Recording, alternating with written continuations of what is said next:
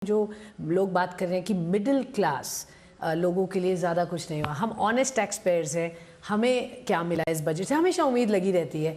क्या अब हमें ये सोच बदलने चाहिए, अब ये मान लें कि इस तरीके से इस बजट या आगे आने वाले बजटों को ना देखा जाए? नहीं, मैं भी मिडिल क्लास हूँ, आप भी मिडिल क्लास हैं, ठीक है। सब जो बात करते हैं और मैं समझ सकती हूँ जी, ठीक है। और नॉर्मली मिडिल क्लास, और मैं भी उस टर्म को लूजली उपयोग कर रही हूँ। नॉर्मली मिडिल क्लास मतलब कुछ ना कुछ इनकम है, you are not poorest of the poor, इसीलिए हम डबली सफ़र कर रहे हैं, लोग बोलते हैं, और मैं भी उसको एक हद तक सहमत हूँ। ओके, ठीक है। We are not as poor as to we say no, I am not without income, I am getting some, but you are taxing मी।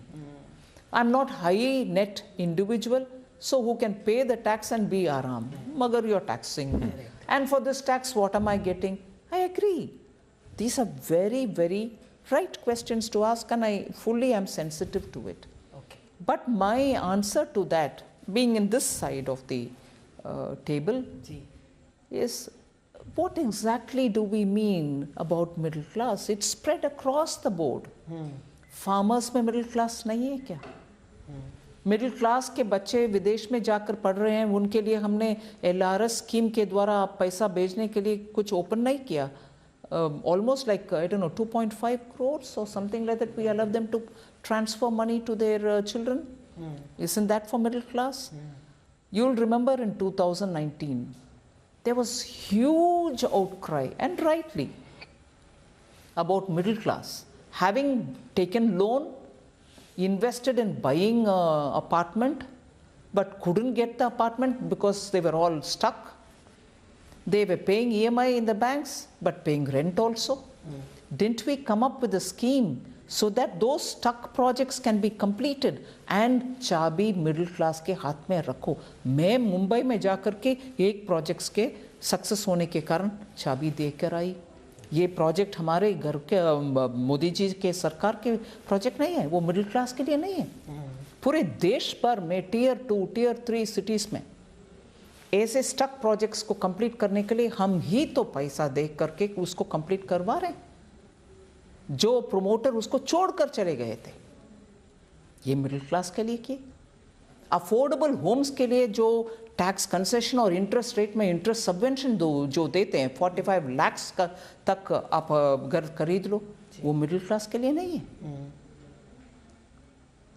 आज मेडिकल कॉलेज देखना होगा, और मेडिकल कॉलेजेस इतने सारे पूरे देश में खोल रहे हैं, सीट्स बढ़वा रहे हैं कि MBBS पढ़ो, नर्सिंग पढ़ो जी, ये मिडिल क्लास के लिए नहीं है। हर एक एम्स में कितनी जॉब्स मिलती है, इन सब का देश भर में इन्वेस्टमेंट जब होती है, ये किसके लिए है?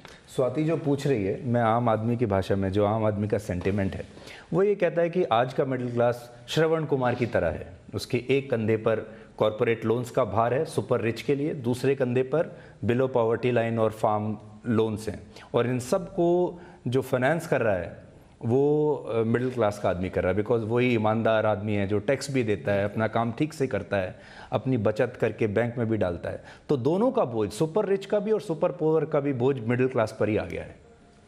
नहीं, विद ड्यू रिस्पेक्ट्स में एक बात बोलना चाहती हूँ। हाँ, टैक्स पे करते हैं, ऑनेस्ट टैक्स पेयर्स का मैं ज़रूर हर मेरा बजट स्पीच में एक लाइन कम से कम रिकग्निशन के नाते बोलती हूँ। I really appreciate honest tax payers who पे फॉर द कंट्री, और वो इतना दुख के बावजूद भी बोलते हैं कि नहीं, इस देश का टैक्स देना आवश्यक है, हमारे देश के लिए करना है। वो भावना भी उनमें है, मैं रिकग्नाइज करती हूँ। मगर हम तुरंत इस देश का जो डेवलपमेंट हो रही है उसको दरकिनारे करना मुश्किल है। आज हर गरीब हमारे भाई बहन नहीं है क्या? उनके लिए शौचालय, उनके लिए गैस, उनके लिए मकान, उनके लिए घर तक पानी, ये सब किसके लिए है? वो उस तरफ रखना है क्या? वो भारत के नागरिक नहीं है क्या? हमारे घर में ही गरीब और अमीर सब हैं, मिडिल क्लास के फैमिली में भी एकदम गरीब वाले रिश्तेदार हमारे आपस में भी हैं। घर जब हम गांव में जाते हैं हमारी दादी और नानी से मिलने के लिए, हमारे रिश्तेदार में ऐसे लोग भी नहीं हैं क्या? बिल्कुल। वो एक विषय है।